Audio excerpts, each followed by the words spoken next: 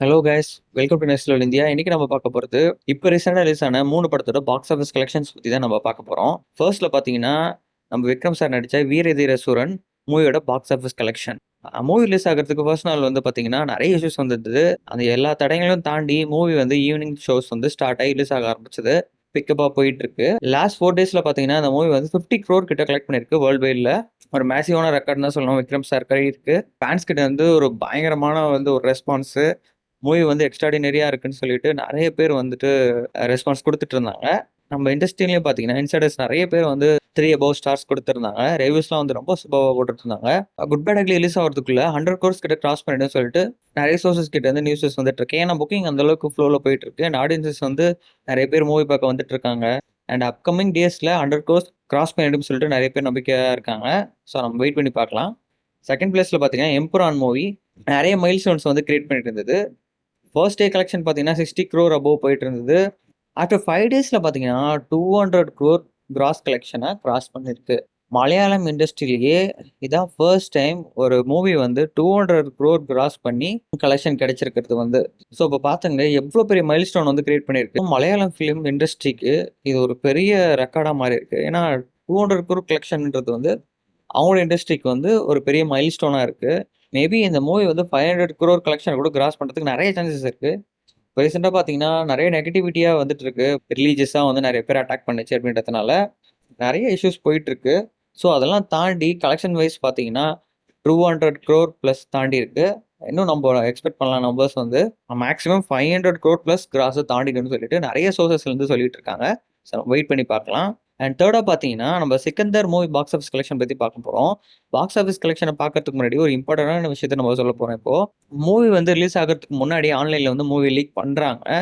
இது வந்து first time இல்லை, இது நிறைய தடவை நடந்திருக்கு. ஆனால் பாலிவுட் இண்டஸ்ட்ரிக்கு வந்து இது ரொம்ப பெரிய ஃபாலாக தான் நான் பார்க்குறேன். ஏன்னா பேண்டமிக் அப்புறம் பார்த்தீங்கன்னா பாலிவுட்டில் நிறைய படம் வந்து ஃப்ளாப்ஸ் மட்டும் தான் ஆகிட்டு இருக்கு. அஃப்கோர்ஸ் உங்களுக்கு தெரிய வேணாம், பைரசியால் நிறைய மூவிஸ் வந்து பிஸ்னஸை எடுத்துட்டு இருக்காங்க. இப்போ சிக்கந்தர் மூவி பார்த்தீங்கன்னா சல்மான் கானோட கம்பேக் ஃபிலிம் அப்படின்னு நினச்சிட்டு இருந்தாங்க. ஏன்னா லாஸ்ட் ப்ரீவியஸ் 3 ஃபிலிம்ஸ் பார்த்தீங்கன்னா ஒரு சரியாக போகல. இந்த மூவி தான் அவருக்கு பெரிய கம்பேக் ஃபிலிம்னு எல்லாருமே ஃபேன்ஸ் எல்லாம் எக்ஸ்பெக்ட் பண்ணிட்டு இருந்தாங்க. ஏன்னா அது ஏஆர் டைரக்ஷனில் வந்து ஃபிலிம் அது. ஏஆர் அது வந்து ஒரு பெரிய கம்பேக் ஃபிலிம் தான் எல்லாருமே நினச்சிட்டு இருந்தாங்க. சந்தோஷ் நாராயண் மியூசிக்கில் வந்துட்டு இருக்குது.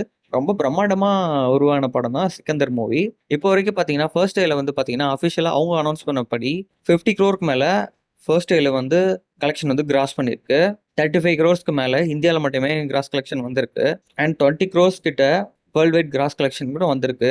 அண்ட் ஓவர்சீஸில் பார்த்தீங்கன்னா இந்த மூவி பார்த்தீங்கன்னா ப்ரீவியஸாக வந்து ஒரு சில டீசர்ஸ் அண்ட் ட்ரெய்லர் ரிலீஸ் ஆகும்போது சர்க்காரோட சாயல் கொஞ்சம் இருக்குது அப்படி சொன்னாங்க. இது அப்சல்யூட்லி அதெல்லாம் போய் தான். ஏன்னா இது ஒரு ரீமேக் ஃபிலிம் கிடையாது. 100% வந்து நியூ ஸ்டோரி தான். பார்க்குறதுக்கு வந்து நம்ம தமிழ் ஃபிலிம் அண்டு பாலிவுட் ஃபிலிமை மிக்ஸ் பண்ணி எடுத்த மாதிரி ஒரு டோனில் இருக்கும். மூவி அந்த அளவுக்கு நல்ல ரிவ்யூஸ் வந்து கிடைக்கல. ஈவன் அவரோட ஃபேன்ஸே வந்து டிசப்பாயின்மெண்ட்டில் இருக்காங்க. மூவி வந்து இந்த அளவுக்கு ஏன் இருக்குது, சல்மான் கான் சார் வந்து ஏன் அந்த மாதிரி ஸ்டோரிலாம் வந்து சூஸ் பண்ணுறாரு அப்படின்னு சொல்லிட்டு அவங்களோட ஃபேன்ஸே ரொம்ப ரொம்ப டிசப்பாயின்மெண்ட்டில் இருக்காங்க. இதெல்லாம் வச்சு பார்க்கும்போது அவரோட ஸ்டோரி செலெக்ஷன்ஸ் வந்து எதுவுமே சரியில்லைன்னு சொல்லிட்டு அவங்க ஃபேன்ஸ்லாம் கம்ப்ளைண்ட் பண்ணிட்டு இருக்காங்க ட்விட்டரில்.